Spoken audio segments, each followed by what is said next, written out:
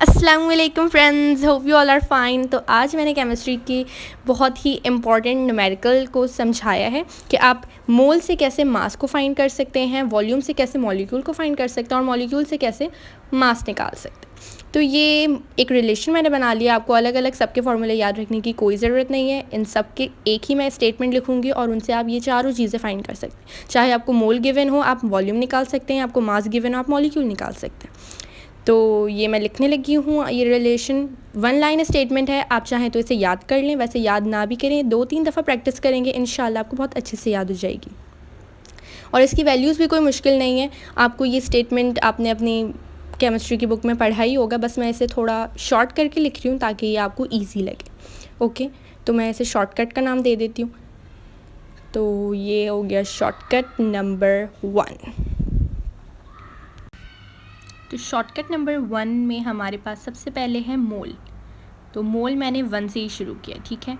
कोई भी नंबर हो उसका 1 मोल होगा, तो उसकी कैलकुलेशन में हम कैसे बताएंगे। या जैसे आपने कहा है कि 1 मोल में आपको पता है कि कितने नंबर ऑफ़ मॉलिक्यूल्स होते हैं, एवोगैड्रोस नंबर 6.02 एक्सपोनेंट 23। इसी तरह मैंने सारी नंबर्स लिखे हैं तो आपको नज़र आ जाएंगे। 1 मोल में मैंने लिखा, आप कोई भी ग्राम मॉलिक्यूलर मास में डायरेक्ट लिख रही हूँ। यहाँ पे ग्राम मॉलिक्यूलर मास की मैंने कोई नंबर नहीं लिखी क्योंकि हर एलिमेंट का, हर मॉलिक्यूल का अपना एक प्रॉपर ग्राम मॉलिक्यूलर मास होता है।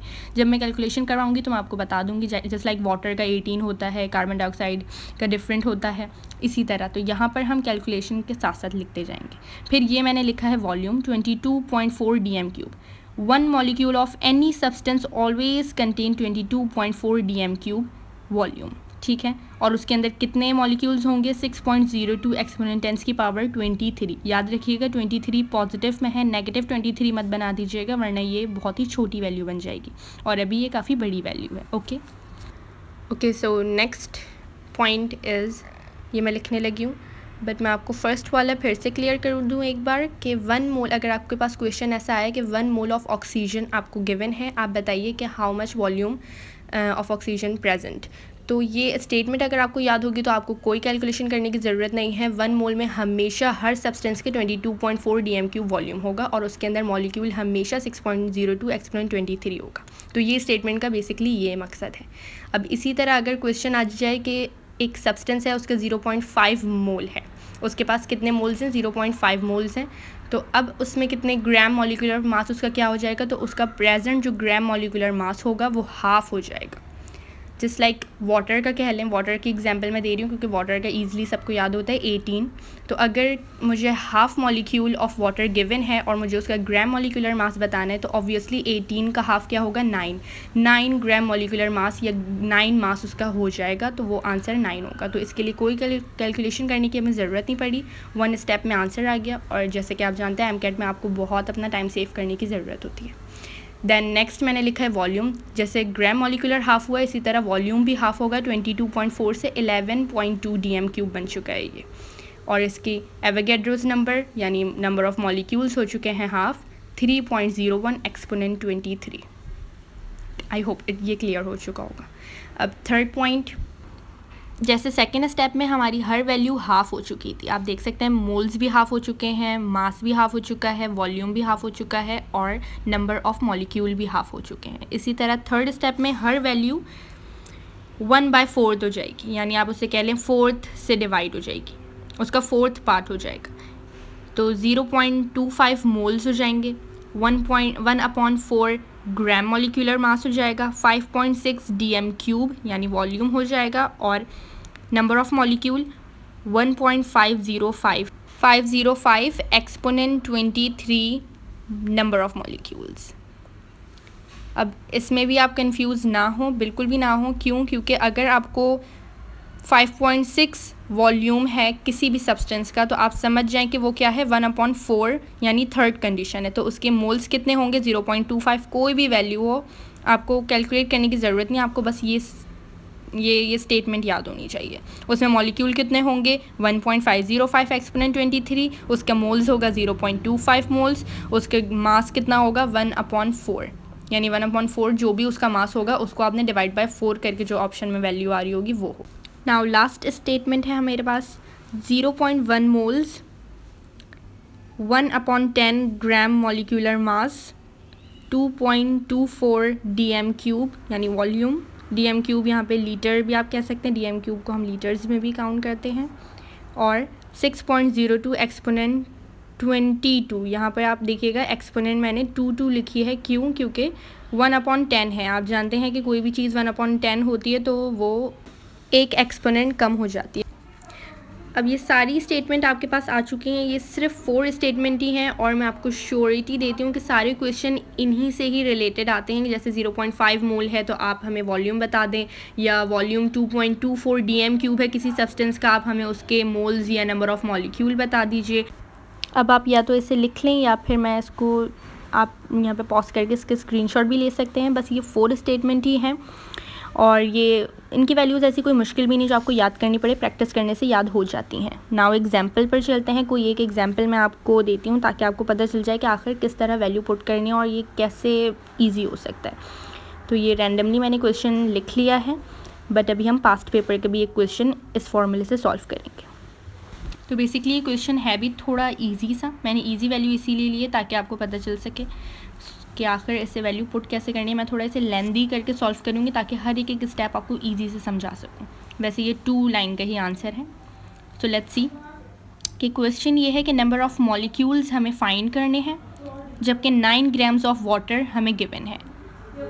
मास के साथ मॉलिक्यूल का रिलेशन है। आप देख सकते हैं यहाँ पर वॉल्यूम और मोल्स का कोई कंसर्न नहीं है, लेकिन अगर आप इसे फॉर्मूले से सॉल्व करते हैं, ज़ाहिर है मॉलिक्यूल का अलग फार्मूला आप इसमें लगाते तो आपको पहले इसे मोल्स में कन्वर्ट करना पड़ता, फिर आप इसे एवोगैड्रोस नंबर से मल्टीप्लाई करते। तो ये बहुत ही ईजी मैंने आपको कर दिया। ये मैं इसके ऑप्शंस लिख रही हूँ। ऑप्शन ए है 6.02 exponent 23, option B is 3.01 exponent 23, option C is 1.505 exponent 23। मैंने ये सारे वही ऑप्शंस लिखे हैं जो मैंने आपको पीछे स्टेटमेंट में मॉलिक्यूल्स के लिखवाए हैं, क्योंकि इसी तरीके से ये क्वेश्चन में भी आते हैं, इतने कंफ्यूजिंग हो जाते हैं, तुक्का लगाना भी डिफ़िकल्ट हो जाता है बंदे के लिए। तो ये मैंने डी ऑप्शन भी लिख दिया, 6.02 एक्सपोनेंट 22। सो आप देख सकते हैं कि इस क्वेश्चन में नंबर ऑफ़ मॉलिक्यूल्स और ग्राम्स का रिलेशन है। तो अब उन चारों स्टेटमेंट में से हम वॉल्यूम और मोल्स को हटा देंगे और मॉलिक्यूल्स और ग्राम को रिलेशन, मतलब दोनों को एक साथ देखेंगे कि आइदर हमें क्या चीज़ दी गई है और क्या चीज़ पूछी है तो वो किस तरह है। अब स्टेप नंबर 1 में मैं आपको प्रॉपरली पूरी चीज़ें डिटेल में बता रही हूँ ताकि कोई भी चीज़ मिस ना हो, आपको प्रॉब्लम ना हो, समझ में आने के बाद भी ऐसा ना हो कि कोई चीज़ मिसिंग रह जाए और आप फिर परेशान हो। तो इसीलिए मैं आपको पहले ग्राम मॉलिक्यूलर फार्मूला भी निकालने के स्टेप बता रही हूँ। एज़ यू नो कि वाटर का ग्राम मॉलिक्यूलर फार्मूला 18 होता है, बट ये 18 आता है कैसे? जिन स्टूडेंट्स को नहीं याद आ रहा, भूल गए हैं, कोई बात नहीं, तो इस वीडियो में आप देख लें। हमारे पास हाइड्रोजन के 2 मॉलिक्यूल हैं वाटर में और ऑक्सीजन का 1, तो मैंने 2 लिख लिया और ऑक्सीजन में 1। अब साथ ही हम मल्टीप्लाई करते हैं उनके एटॉमिक मासेस को। तो हाइड्रोजन का एटॉमिक मास 1 है, ऑक्सीजन का 16, तो 2 1 R 2 ही हो गया, जबकि 16 1 R 16। देन इन दोनों के एटॉमिक मासेस को हम प्लस करेंगे तो हमारे पास ग्राम मॉलिक्यूलर फार्मूला आ जाएगा, 16 + 2 = 18। तो वाटर का ग्राम मॉलिक्यूलर मास होता है 18 ग्राम। Got it? ठीक हो गया। तो ये 1 मोल ऑफ वाटर में होगा।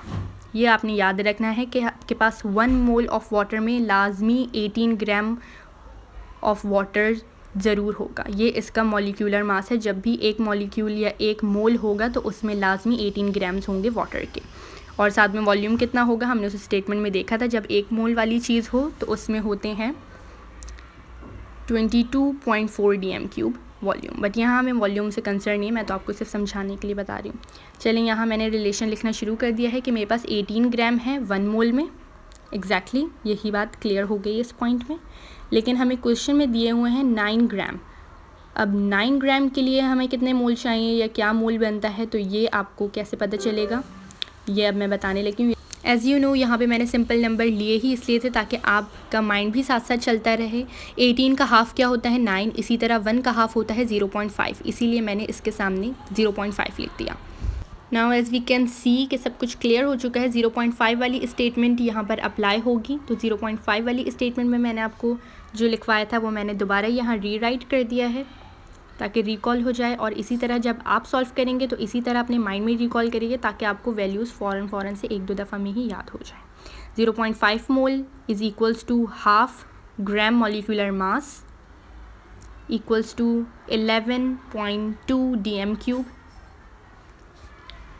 साथ ही मैंने इसके वॉल्यूम भी लिख दिया, एंड इक्वल्स टू 3.01 एक्सपोनेंट 23। ये मेरे पास स्टेटमेंट नंबर 2 थी, राइट। तो ये मैंने यहाँ लिख दी। अब आप बिल्कुल क्लियरली देख सकते हैं कि जब 0.5 मोल्स हों तो आपके पास कितना मॉलिक्यूल बनता है, 3.01 एक्सपोनेंट 23। कोई कैलकुलेशन करने की ज़रूरत ही नहीं पड़ी, डायरेक्ट जो चीज़ हमने याद की हुई थी और जो साइंटिफिकली अप्रूव भी है उसको हमने उसकी हेल्प से ये फ़ौरन से आंसर निकाल लिया। अब सिमिल्टेनियसली जो बच्चा सारे फार्मूले याद करके आए मॉलिक्यूल निकालने का, मोल निकालने का, वो इसको पूरा सॉल्व करेगा। उसके 1 से 2 मिनट भी लग सकते हैं। कभी कभी कैलकुलेशन में हम इतने फ्रस्ट्रेट हो जाते हैं कि कैलकुलेशन गलत कर देते हैं, तो चांसेस है गलती की। तो बेहतर है कि आप अपने माइंड पर डिपेंड रहें, माइंड में इतनी अच्छी क्लियर रखें कॉन्सेप्ट कि आपको वहाँ पर मिस्टेक की गुंजाइश ना हो। अब देखें, मैंने यहाँ पे और क्लियर करने के लिए, आपको समझाने के लिए बता दिया कि मैंने ऊपर रखे हैं वो मास जो मुझे गिवन था, और नीचे gram molecular mass of water. As we know कि हमें वाटर का मालूम करना है, तो मैंने नीचे वाटर रखा। ऊपर 9 1 R 9 9 2 R 18, तो 1/2 ग्राम्स आंसर आ गया, यानी हाफ ऑफ ग्राम मॉलिक्यूलर मास। तो आंसर हुआ 3.01 एक्सपोनेंट 23। विदाउट एनी कैलकुलेशन हमने इसका आंसर फाइंड आउट कर लिया। आप देख लें, विद इन अ मिनट और मे बी 1 मिनट से भी लेस टाइम हमें लगा है। तो डू ट्राई इट। हम नेक्स्ट क्वेश्चन की तरफ बढ़ते हैं। ये वाला क्वेश्चन जो मैंने एक और एग्जांपल ली है, ये है आपके NTS पास पेपर की, और इस तरह के बहुत क्वेश्चन आते हैं। आप ख़ुद अपनी वैल्यू चेंज करके, मॉलिक्यूल का नेम चेंज करके और प्रैक्टिस कर सकते हैं। वैसे आपको ढेरों एग्जांपल मिल जाएंगे NTS के पास पेपर में, जिनमें से एक एग्जाम्पल पास्ट पेपर NTS की मैंने ये ली है। As you can see question आपके सामने है। मैं इसके यहाँ पर डाटा फिर भी बना देती हूँ कि मास ऑफ ऑक्सीजन हमें गिवन है, दैट इज़ 8 ग्राम्स, राइट। और साथ ही हमसे पूछा क्या गया है, हमें फाइंड क्या करना है, नंबर ऑफ़ मोल्स। प्लीज़ इसमें मिस्टेक मत करिएगा, मोल्स डिफरेंट होते हैं और मॉलिक्यूल डिफरेंट होते हैं, राइट। तो नंबर ऑफ़ मोल्स हमें फाइंड आउट करना है, जबकि मास गिवन है। तो ये मास और मोल्स का रिलेशन है, राइट। पहले वाला मॉलिक्यूल और मास का रिलेशन था, ये मास और मोल्स का रिलेशन है। तो ऑब्वियसली हमें कोई भी काम करने से पहले ग्राम मॉलिक्यूलर मास उसका फाइंड आउट करना होगा, राइट। सिर्फ आपको एक ही चीज़ करनी है इस शॉर्टकट फार्मूले में, और कुछ मालूम करने की ज़रूरत है। ग्राम मॉलिक्यूलर मास ऑफ ऑक्सीजन हमें पता है 32 होती है। अगर ऑक्सीजन का 1 मॉलिक्यूल होता तो 16 होती। यहाँ मैं आपको थोड़ा गाइड कर देती हूँ, बट यहाँ पे ऑक्सीजन के आगे 2 लिखे हैं, यानी 2 मॉलिक्यूल है। 16 multiply by 2 is equals to 32 होता है। आप ऐसे भी लिख सकते हैं कि 16 + 16 इज़ इक्वल्स टू 32 ग्राम्स। तो मिस्टेक मत कीजिएगा, एक मॉलिक्यूल ऑक्सीजन होगा तो होगा 16, एक मॉलिक्यूल कार्बन होगा तो होगा 12, बट 2 मॉलिक्यूल हैं तो वहाँ पर होंगे कार्बन का 24 और ऑक्सीजन का 32, राइट। नाउ अब नेक्स्ट स्टेप हमारा क्या है, डायरेक्ट जो गिवन वैल्यू है वो हमने न्यूमरेटर में लिखनी है और नीचे उस मॉलिक्यूल का ग्राम मॉलिक्यूलर मास लिखना है फाइंड आउट करके, या आपको अगर याद है तो डायरेक्ट लिख दें। तो 8 1 R 8 हो गया, 8 4 R 32, तो 1/4 आ गया। एज़ यू कैन सी हमारे पास थर्ड स्टेटमेंट जो थी, मैंने जो थर्ड स्टेटमेंट आपको बताई थी, उसमें हमारे पास 1/4 ग्राम मॉलिक्यूलर मास था, और उसमें मोल्स क्या थे, 0.25 moles is equals to 1/4 gram molecular mass. मैंने वॉल्यूम और नंबर ऑफ़ मॉलिक्यूल्स नहीं लिखी क्योंकि वो ज़रूरत नहीं थी। जो चीज़ की ज़रूरत है मैंने डायरेक्ट वो लिखी। आप देखें 1 स्टेप में हमारा आंसर आ चुका है। इसका आंसर क्या होगा, 0.25। As you can see in the question, option A is correct, 0.25 moles. Thanks for watching my video. आपको पसंद आई हो तो प्लीज़ सब्सक्राइब और लाइक कीजिएगा, और मुझे दुआओं में याद रखिएगा। अल्लाह हाफ़िज़।